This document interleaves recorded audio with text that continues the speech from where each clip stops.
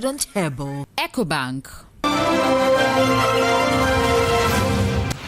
Mining and security consultant says Ghana risks the infiltration of terrorism linked to illegal mining if government does not treat the menace as an emergency.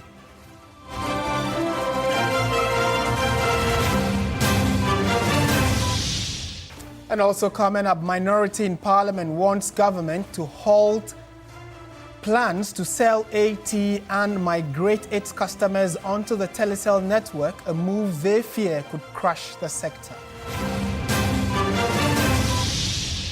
While High Court sentences former human resource manager of Royal Cozy Hotel to life imprisonment for the murder of owner of the hotel, Eric Johnson, known as Jirapa Dubai.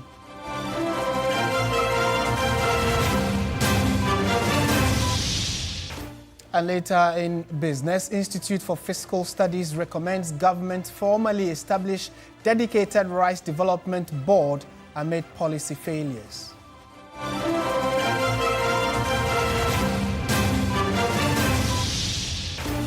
On the international front, U.S. revokes foreign visas over comments made about Charlie Kirk's death.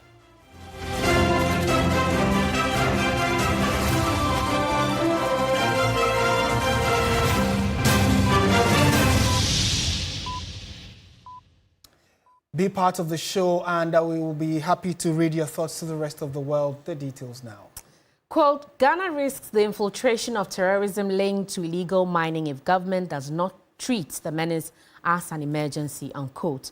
These are the words of mining and security risk consultant Liam Morrissey speaking in an interview with Grace Hamwajim, and he argued the increasing incidences of instability in the Sahel and Ghana's porous borders puts the country at risk. There's a link between illegal mining and instability, as the proceeds from illegal mining have been linked to the financing of terrorist organizations for some time, according to the Bank of Ghana's Money Laundering and Terrorism Financing Risk Assessment for Environmental and Natural Resources Crime Report in 2024. As violent extremist groups lose ground in the Sahel, they are turning south, looking for new sources of funding. Illegal gold mining is proving to be an easy target. We can say that the Galamsey risk in this country is an emergency and the government needs to deal with it. Let's hope they're able to get ahead of it before these terrorist influences from outside creep in, because it will be far worse and far harder to arrest and recover otherwise. It's fair to say there is a threat to Ghana's borders, and the corrosive damage we've seen in the Sahelian states, cameos of it could occur here. But I'm quick to say, though, the authorities here understand this hazard, and I think they are working to get ahead of the curve. But there is no doubt that the threats we see playing out in the neighboring countries, they will come here if they're allowed. Ghana has stepped up border surveillance and launched new operations against illegal mining. But experts say the fight must go beyond the excavators to follow the money and track where the gold ends up. I think anything the government can do to safeguard its borders and to interdict illicit traffic is a good thing. Not just for dealing with the Galamsey peril, but so many other things as well, smuggling and so on. So border control is important. I think helping the armed forces and law enforcement work well together, and military civil police cooperation is very important. And then I think the other area is community engagement. There, we're talking about civil society, and that's the central point here. I've implored government to adopt best practices in regulating illegal mining in the country. Right, so let's look at the key issues being raised there and go to the phone lines and speak to Mutaru Mumuni Mukhtar, Executive Director for the West Africa Center for Counter-Extremism. Good evening, sir, and thank you for your time. Good evening to you, and good evening to your viewers and listeners. We already know that the issues of Galamsey are quite clear and present in terms of the threat levels, but is there any linkage between a potential terrorism threat because of Galamsey? Of course, I've listened to the the person you interviewed regarding, this risk that he's speaking about. There is a very real danger and threat in terms of the fact that terrorists could take advantage of the very, very ungoverned and poorly organized space within here. Terrorists are very exploitative. They have a high exploitative capacity. They take advantage of spaces that are poorly regulated to exploit, the situation. Terrorists are always looking for resources to fund their operations, and illegal mining is one of those that provide that opportunity. And if you look at, the Sahel, within the Sahel, where terrorism has become very pervasive, they take advantage of those spaces to fund their operations. And so what he's talking about is not a conjecture. This is a very legitimate concern that should worry all state actors and all of us. And if you consider the realities of, ungoverned spaces, the reality of poorly manned borders, the porous borders that we have spoken about for so long, there's a very legitimate concern that extremist groups could take advantage of that to exploit our poorly organized mining spaces in our country. If we consider in the last, couple of years, we have seen a lot of security breaches within the mining spaces and along the borders. And that should worry all of us. And I think that this conversation should provide opportunity for us to escalate our commitment to providing security, ensuring tight security measures along these areas, along the borders, and within the mining spaces in Ghana. Right. And I mean, you've just touched on some of the recommendations expected. Can you maybe give us like 2 or 3 key things government should immediately start doing to ensure that we do not have that on our hands as we're already struggling dealing internally with issues of galamsey? At this point, the conversation we're having relates to the threat from external sources. And so we need to ensure that we commit more and tighter security measures along the borders. As we speak, there is no any technology that allows our border security officers to be able to effectively determine the right, individuals who should come in, who should get out, or contraband, activities along the borders. Beyond that, we need to ensure that the mining spaces are very, very well tight in terms of security. We need to determine who operates in this space. As we speak, there's a huge number of, actors, nationals from all over the West African space who are operating in this space. And we do not have enough data in terms of who their resources are going to. And we need to put measures in place to be able to track all of those. All right. Thank you so much, Mukhtar Mumuni. Mukhtar, for your thoughts and time on this particular subject. Government needs to act to improve the general security situation in the country, particularly in the northern sector. This is according to NPP flag bearer hopeful and former Food and Agriculture Minister Brian Champon. He's also calling for a 90-day nationwide ban on all forms of mining to help restore Ghana's polluted water bodies. He believes halting operations temporarily, regardless of the financial impact, will give the country time to reset and return to responsible mining. We have to avert our mind to it and deal with it now before it becomes a problem that we will not be able to get a hold on. And this challenge goes to government. It's a major problem. The public has to be educated. The citizens have to be told what to do. We have to put a stop. We have to put a stop to the situation. Galamsey, halt it for 90 days. Stop it. Everybody should stop mining in this country, regardless of the financial consequences. We have to agree that for the next 90 days, I'm not talking about even a state of emergency, 90 days, rainy season, let's clear our water bodies, let's engage how we go back to mining. We cannot stop or repair the tie or the track of a moving train as fast as it is speeding. We need to agree, and I'm not talking about state of emergency, that mining, regardless of where, should stop now for the next 90 days. Let's regroup, let's rethink, and see how we can launch back into responsible mining. If our food systems are being poisoned and we just look on, that we prefer to make the money, the people will not be around in a very short time to try and arrest the situation.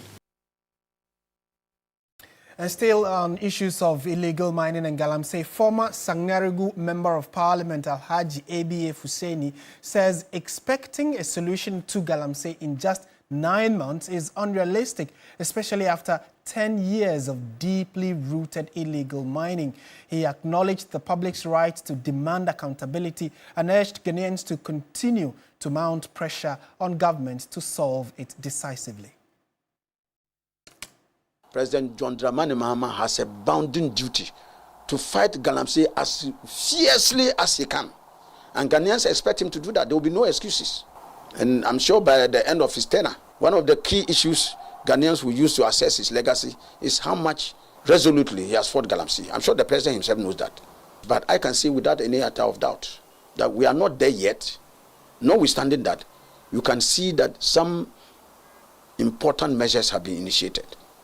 But I think that the pressure that the public is mounting is right. You should continue mounting the pressure on the government to ensure that we in the NDC will do the same thing. There are people who are saying that because of the enormity of the problem, President Mahama should declare a state of emergency. They have legitimate right to make those calls. The state of emergency is the last resort. So if you play your last card now, assuming without a meeting and it doesn't work, what do you do?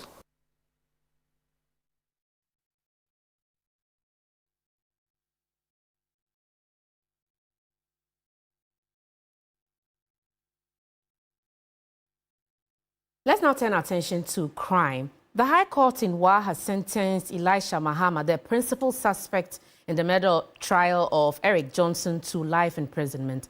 The jury returned unanimous 7-0 verdict. The then human resource manager of Jirapa Dubai guilty of murder, with 2 other accused persons acquitted and discharged. You recall that Eric Johnson, a businessman and owner of the hotel, was stabbed to death at his residence in Jirapa on February 11, 2024, and was found in a pool of blood the following morning, according to a police situational report. After nearly a year-long trial, today's judgment brings an end to the case. Speaking to journalists after the verdict, counsel for the Johnson family, lawyer Saeed Abdul Shakur, expressed relief.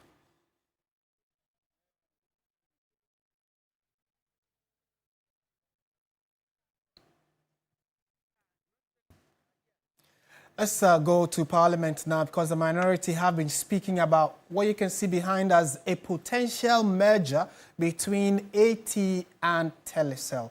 So what we do know that the minority is raising is that they are asking government to reconsider their position on this particular move. You would recall it started in the erstwhile administration, but as it looks now, like the minority are raising concerns about it. So let's go and get the specific details, because the minority in Parliament wants government to halt plans to sell AT and migrate its customers onto the Telecel network, a move they fear could crush the sector.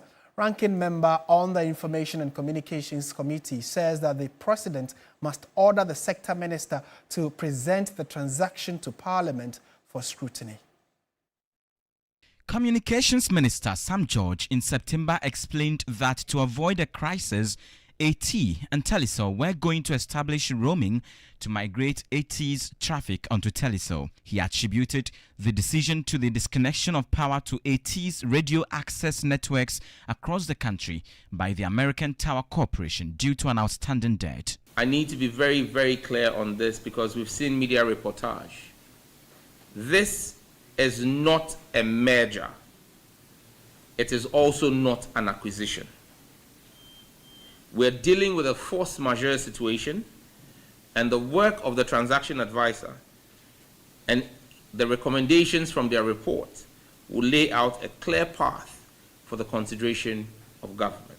But the minority claims the minister is just rushing to dispose of AT owned by the state through an approved privatization. The conduct of the Minister of Communication and his action over the past 6 months since he resumed office has put the industry in a jeopardy and has particularly diminished the value of the only wholly Ghanaian-owned telecommunication company, which is AT. Honorable Esla Owusu, in the mid-2021, announced a plan to recapitalize and modernize AT, focusing on network expansion, digital service, and rural connectivity. Why do you reject a $1 billion investment proposal from Recton and yet celebrate a $50 million upgrade from Telecel? The telecom market of over 1.3 million per month requires competition and not duopoly, which will effectively operate as a monopoly.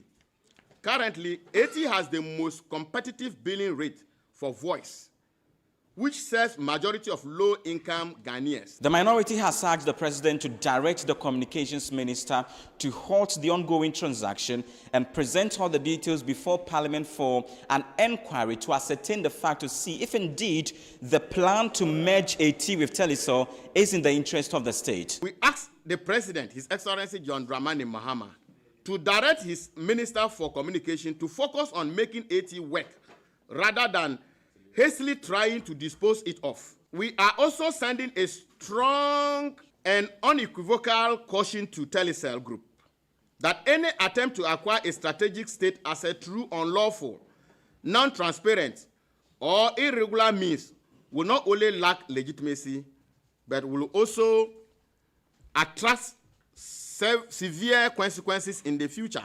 We are therefore demanding an immediate stop to the current consolidation, acquisition, merger, or transaction.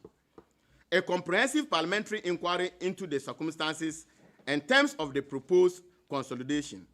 Full disclosure of all agreements, correspondence, and reports, including the transactional advice, recommendations of Afrotech Recton highest and best use of AT Ghana.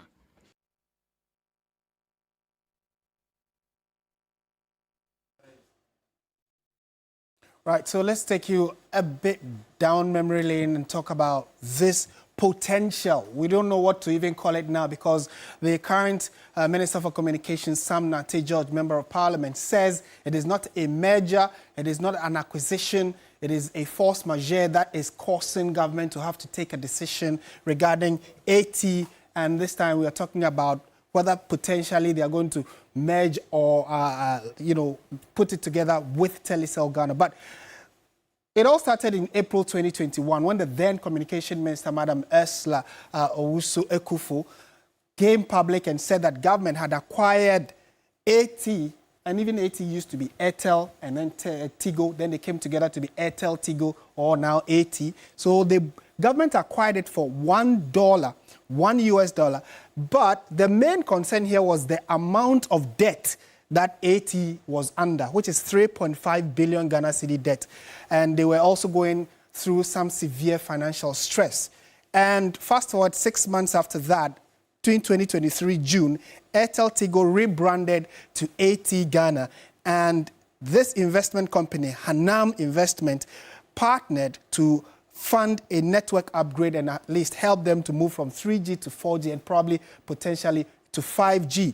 But beyond that, the situation still persists. The struggle they were going through still persists. So in November 2023, there was a joint venture with the Hanan Investment, and that was launched. And the issue that stands out in that particular investment venture was that all the staff members, about 300 of them, were still retained. So earlier, when government decided to fully take over AT, there were concerns about job losses, but the staff have been retained and are still working. And the concern again is all these people who are working are still being paid, but the company was not making as much revenue to sustain salaries and pay bills, etc. So fast forward as to the general idea of what exactly government wanted to do. AT Ghana remained fully state-owned 100%, but started these talks with Telecel Ghana. And we're still talking about 2024 under the former administration.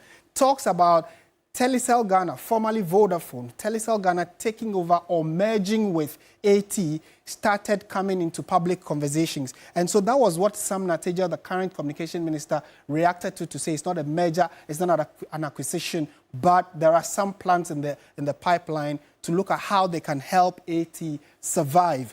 June 2025, a few months ago, government announced a merger plan with Telecel Ghana. And the real reason why they want this is to work around the monopoly of MTN, backed by a proposed $600 million investment. So if they're able to get the two networks to work together, it will show up their numbers in terms of their subscriber base. And then that can also bring stiffer competition in the telecom sector. So you and I, the regular users of mobile services, can be the beneficiary. So it was one of the key issues that was being looked at. September 2025, KPMG was appointed as the advisor on this potential merger. And there were plans to cover some 3.2 million customers, and then they still maintain their 300 employees. And we're given a 120-day period to come up with a proposal of how they can restructure the merger talks, who works where, how many staff will be retained, how many may be laid off, etc. Fast forward to October this month, what we are being told is that the merger talks are still in progress. AT Ghana holds about 781.8 million Ghana cedis in terms of their assets. Now, this is where the concern is. 3.5.6 billion in terms of liabilities, which is the debts they carry. And then also there is a 2.78 billion in terms of equity while operating at a loss. So many people on this network, AT, have been complaining about the current challenge and concerns about data and call cost. But the minority in parliament says that if you merge these two, we are going to have a duopoly, which is just MTN, and then whatever name, when they merge, they will become just those two. But when you have Telecel, you have AT, there is MTN, then it allows for, a lot more competition in the telecom sector where people can also freely choose where they work. We'll try and get further clarity on this from the current minister and also look at the numbers, because MTN is an ocean apart from these two in terms of their subscriber base, and that monopoly is what is one of the key concerns why this potential merger could be happening anytime. So we'll update you if it does happen. Back to you, Aisha. Right, Martin. Let's now do some politics. NPP flag bearer hopeful Brian Achampong says restoring discipline within the party will be a top priority if he becomes leader. The Abetifi MP and former Agric Minister insists that only strong leadership and the consistent enforcement of party rules can restore order and respect for authority within the NPP. With several concerns that discipline within the New Patriotic Party has weakened, while internal structures have often been ignored and decisions challenged publicly, flag bearer hopeful Brian Achampong says that can change with firm and decisive leadership. It purely has to do with leadership. If you have a strong leader who has control over the system and the setup and then the establishment, discipline will be restored. And when you cross the line and people know that there will be clear sanctions, okay, then they know how to play within the zone. But where people cross the line and because of their positions, whatever positions that they hold, they are not sanctioned, then they continue to do same. You can be sure that when I have the opportunity to be the flag bearer of this party, we will enforce the rules on our books that if you cross the line, there will be sanctions. He threw subtle jabs at fellow aspirants, questioning their ability to lead if they cannot control the conduct of their own supporters. And we always find a way to encourage our supporters here at the National Campaign Office to stay away from even propaganda against our opponents. All the people that are speaking against other people, we know them and we know who they support. And if you cannot control your own people, how can you lead? Addressing journalists in Accra, the former Greek minister, while rubbishing recent opinion polls predicting the party's flag bearer race, calling them totally meaningless, says he's confident of victory in the party's primaries. They do not concern me. Most of these polls are psychological operations on the system, totally meaningless. I don't intend to sponsor polls in my favor. I mean, I've seen some polls that put me at 1%, and some aspirants who are not even going, who have not left their bedrooms at 20%. And it's quite interesting, some of these polls. So please, I'm not concerned about that at all. The day of the election, January 31st, we will all see what the real polls look like. On to some other stories now. The IGP's Special Operations Team has once again demonstrated its dedication to protecting lives and maintaining peace, this time through a rare act of compassion. The team donated blood for the Bole District Hospital following the acute shortage for patients in and around that enclave on admission. Led by DSP Karim Mahama and ASP Bawa Abdul Jalil, the team embarked on a comprehensive day patrol across the Bole Township and surrounding communities as part of ongoing efforts to sustain law and order. During the exercise, the team made an unscheduled stop at the Bole District Hospital, where their colleague had been admitted the previous day in urgent need of blood transfusion. With the hospital's blood bank running low, doctors could only administer 1 pint of blood, far below the officer's required volume for recovery. In an extraordinary display of solidarity, the entire team volunteered to donate blood not only for their colleague, but also to replenish the hospital's depleted supply for other patients in critical condition.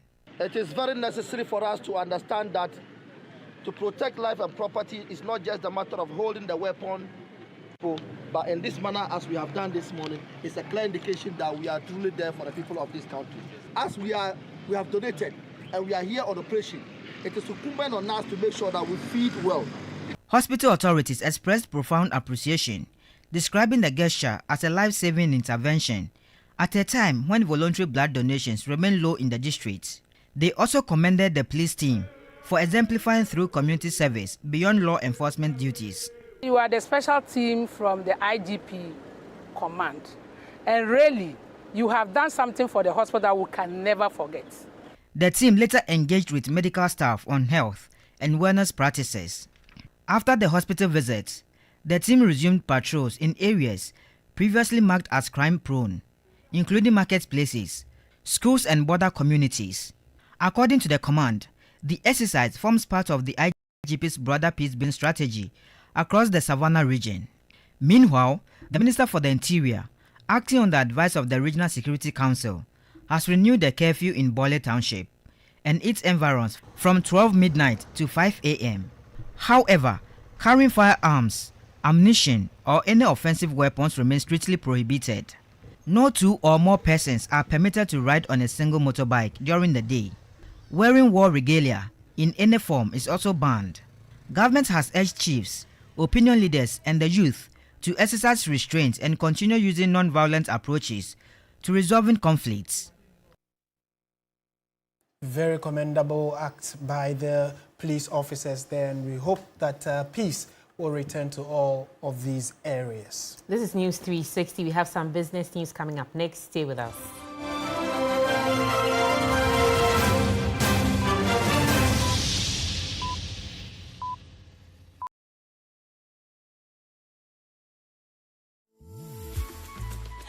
I love President Charcoal. Why? When there are so many other charcoal toothpaste. That's both charcoal and lemon. Oh, does it? Yes, look right here. Yes. Pepsodent Charcoal has 2 of nature's powerful whitening ingredients. With the power of activated charcoal and lemon essence, it removes stains and whitens teeth naturally. Convinced? Well, I am. Just look at your beautiful Pepsodent smiles. For naturally white teeth, Pepsodent Charcoal. Pepsodent. Why are more and more professionals choosing Flamingo?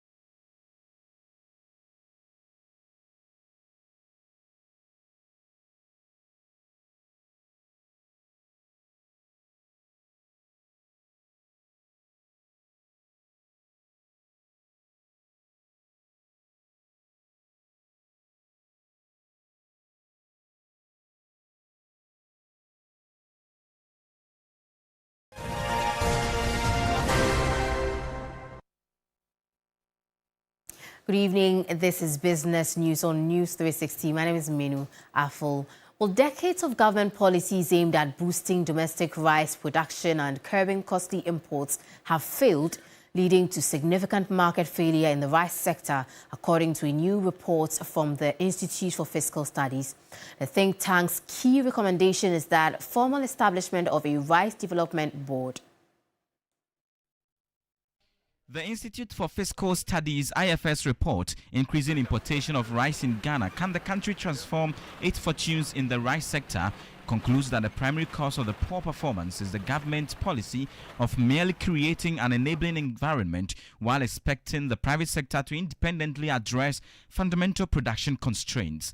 The IFS argues this hands-off approach has resulted in a market failure, with private actors unable to fix issues like inadequate certified seeds, fertilizer supply, irrigation, mechanization and land access. Consequently, Ghana's actual rice output remains only a small fraction of its potential, while the nation's import bill continues its upward trajectory. According to Senior Research Fellow and Acting Executive Director at IFS, Dr. Said Bwache, IFS suggests the establishment of a legally and institutionally entrenched agency that would serve as the channel for all government interventions across the entire rice value chain, from production and harvesting to milling and storage. I call for Rice Development Board to be formally established, go through Parliament with an act and everything, like Cocoa Board and others, so that you see that there's an agency that is entrusted with long-term vision to help develop the rice sector. The reason is that, yes, there's no Rice Development Board, for instance, in Vietnam or something like that. But the government, when they say they will do, they do it. The IFS emphasizes that the Rice Development Board must be provided with adequate, specified funding to ensure its policies are sustained, guarding against the common Ghanaian political challenge of successive government discontinuing projects started by previous administrations. In Ghana here, one government will bring a policy to, for instance, intervene in the rice sector, but another government will change. Policies started by previous governments are not continued by new governments. So to ensure that governmental intervention in the rice sector is entrenched. The goal is to invigorate the sector to its full potential, transforming Ghana into a major net exporter of rice. Away from that, Finance Minister Dr. Kasiela Toforsin has held a high-level meeting with President of the World Bank Group, Ajay Banga, to explore new pathways for Ghana's development and deepen ongoing cooperation. The talks are held on the sidelines of the IMF World Bank annual meetings in Washington, focused on scaling up investments in critical sectors that hold the key to Ghana's long-term growth. The meeting centered on scaling up support for ongoing World Bank-financed projects and introducing new initiatives to accelerate Ghana's transformation agenda. Both parties agreed to prioritize 5 key sectors: education, health, energy, roads and agriculture, identified as the pillars of Ghana's medium to long-term development. Dr. Forsen emphasized that the renewed partnership will help build a more resilient, inclusive and sustainable economy. He was joined by the Governor of the Bank of Ghana, Dr. Johnson Isiama, and Ghana's Ambassador to the United States, Victor Smith, at the high-level engagement. The Finance Minister expressed optimism that the renewed collaboration with the World Bank will fast-track Ghana's journey toward economic recovery and sustainable growth. In more news tonight, Ghana's fintech industry is seeking clearer national policies that would not only protect consumers, but also boost Ghana's competitiveness in Africa's fintech space as it grows exponentially. As Ghana's fintech industry continues to expand, the call for clear and forward-thinking regulation has never been louder. Speakers at the 2025 Fintech Forum highlighted how digital credit and digital assets, including cryptocurrency and tokenized products, are reshaping financial services across the country. CEO of Mobile Money Limited, Shaibu Haruna, shared some insights. The point about this is that for customers who do take advantage of the system, you and I have to pay through higher interest rate in order to cover the risk. So it's important that for us to be able to bring down the cost of credit, we also need to take out the defaulters. Executive Director of EcoBank's Consumer Banking, Tara Square, highlighted how fintech development is essential for Ghana. If you listen to some of the panelists who spoke, they talked about blockchain, they talked about regulation, they talked about interoperability, they talked about cybersecurity. We need to come together because the fraudsters live with us, they are in our community, but they are not necessarily us. So help us to apprehend, and we also do our best to build better systems to protect the ecosystem and so to protect Ghanaians. Stakeholders noted that while these innovations are driving inclusion and convenience, they also pose new regulatory and cybersecurity challenges. With the right policies and partnership, Ghana could become a leading fintech hub in Africa. We'll wrap up the segment with updates from the forex and commodities markets. I am Minu Afo.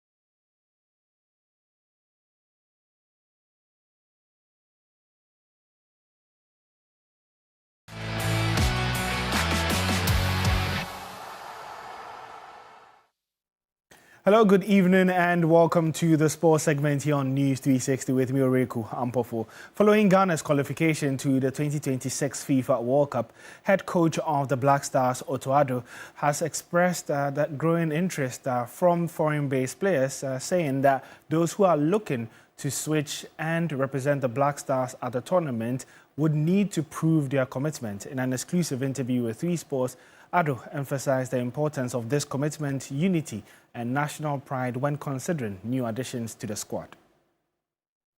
I mean, in general, we will look at each case one by one, and without naming or giving names, you know, there are players which we have been chasing since I was a coach in 2021, who didn't reply to our call or didn't want to come. And it's very, very difficult, you know, to say in general, this is what we do. So we have to see each case by case. And it's a different thing. If we haven't approached you and now you want to come, then we have been approaching you all the way and you said no, but now that as we're at the World Cup, you want to come. And I think Ghana should always have a certain pride also as a country. I think also that we need to go on each player and to check the commitment, which is very, very crucial, because we have a very good unity and I definitely don't want to destroy this with bringing players in who don't have the commitment. So commitment has to be first, and then from there we will see if anyone shows in the next 6, 7, 8 months from his performance, but also from commitments that he wants to play for Ghana, then we are always open. And so that was head coach of the national team, the Black Stars, Otto Addo, speaking there. It's a full exclusive interview that we'll be showing it to you live tomorrow here on TV3 at 10:30 a.m. on Sports Daily. But let's do some more here, where South Africa booked their place at the next World Cup, and that will be their first appearance since hosting the tournament back in 2010, while Nigeria kept their hopes alive after making the CAF playoff round. My colleague Billy Shen looked at the drama of the World Cup qualification on the African continent from the final day. Day of World Cup qualification in the African continent was nothing short of dramatic. Group C perhaps made the biggest headlines as there was a 3-way battle between Benin, Nigeria and South Africa for the coveted top spot. Bafana had seemingly bottled things in their draw with Zimbabwe on match day 9 and needed victory against Rwanda while hoping Nigeria would stop Benin to qualify. Their prayers were answered. They comfortably dispatched Rwanda 3-0, booking a place at the Mundial for the first time since 2010 when they hosted the competition. Their earlier mishap, which saw FIFA punish them with a 3-point deduction, was all but forgotten. Wonderful America! South Africa defeat Rwanda by 3 goals to... The bus, the train, everything. Our group was also quite tough. But amidst all of that, we were docked points. So we knew that our fate is in our hands. Yes, we are grateful that Nigeria got the job done against Benin, but that at the end of the day, we knew that we needed to also put ourselves in pole position and do ourselves a favor and win. It is what it is. At the end of the day, we are heading to the World Cup. We are excited. AFCON first, and then FIFA World Cup. Here we come. Waka Waka, South Africa. Bafana Bafana. While South Africa was exerting their dominance over Rwanda, Nigeria knew they could only finish second and needed 4 unanswered goals against Benin to make their playoffs as one of the 4 best second-placed teams.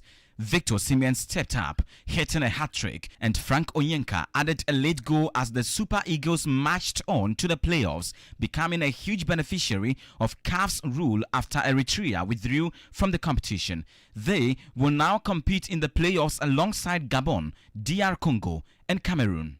9 African nations have now booked their ticket to North America, including Ivory Coast, who went through qualification without conceding a goal while scoring 25 under MS5. Kenyan coach Benny McCarthy, who was on the receiving end of a 3-0 assault on Tuesday, praised their quality. You have to give credit where it's due. You look at the quality, the players that Ivory Coast had. all internationals playing for European top clubs. And Kenya, we have a young team, we are learning. So yeah, it was to give everything we can to make, to play with our pride. As the continent looks ahead to the playoffs, one thing is clear. African football is brimming with belief, talent, and a renewed hunger to shine when the world gathers in North America next year. Well, my name is Ori Kwampofo, and that's how we end the sports segment here on News 360. Up next is entertainment with Noella Donko.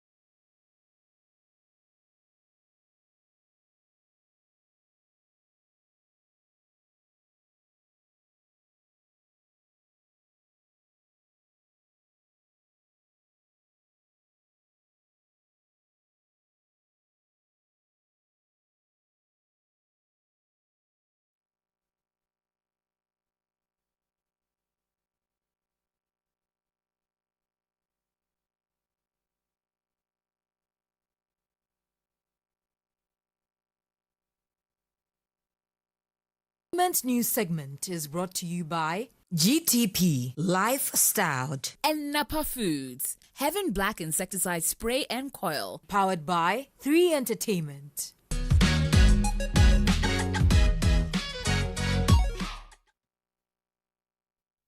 Well, good evening and welcome to the Entertainment News segment here on News360. My name is Noella Donko.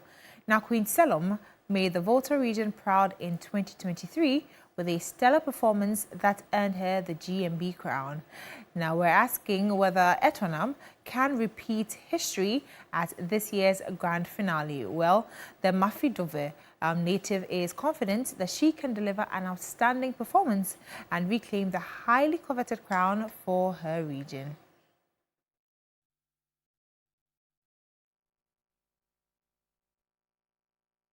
I was installed as the Queen Mother of battle, and for 47 years, my reign was forged in good service to my people. She is smart, self-motivated, and a proud go-getter. My name is Isabella Etanam, God bless you. I'm from the Volta region, particularly Mafidove. Ghana's most beautiful is obviously the biggest beauty pageant in Ghana, and it's such a prestige to be here. Etonam's GMB journey has been nothing short of thrilling and, in her own words, a great learning curve. I would say it's been a journey of growth. You would think that it's easy and all of that, but it's been tough. However, it's been a learning curve. It grooms you, it makes you think faster. The platform challenges you to bring the best out of you. It takes you out of your comfort zone. The poster girl for determination seized every opportunity to promote her region, showcasing the historical sites, diverse landscapes, and vibrant culture of the Volta region. I think I've done well. I would say my first episode, that was like an introduction to the whole Ghana that yes, the Volta region is here and we didn't come here to play. And then Mama Asiko, that story of that woman, nobody has ever told it before. It's always been about women being warriors and helping to defeat, but nobody actually knew that Mama Asiko, apart from the fact that she was a warrior and helped her people to defeat their opponents, she also built hospitals. She helped build roads and all of that. So that was such an informative performance for me so far as I'm concerned. And then the characterization as well. Nihad Titiaka Ibrahim, representing the Savannah region, won the coveted crown in October 2024. Now, expectations are high that the pride of the Volta region, the fired-up contestant, will step up her game to reclaim the crown. The spirited contender is heading into the grand finale, determined to make history repeat itself. It would mean the world to me. My people have been so supportive. People are looking up to me, like I said, with my story. I've inspired a lot of people and they are rooting for me. It will be such joy to them and it will be such fulfillment. It will be a dream come true for me. She's confident about giving Ghanaians and fans across the world an unforgettable performance. Each time you remember that Sunday will come right now and they'll say, Etonam, then your heart is beating. But I feel like the anxiety is also not too bad. It's just like a reminder of you to get ready, prepare. So I'm still getting ready. I believe that Sunday will give Ghana a show and we'll leave the rest to God. Etonam is counting on the platform and the exposure that comes with winning GMB to champion her project, which focuses on promoting early childhood education. She also urged her fans to keep voting to help make her dream of wearing the GMB crown a reality.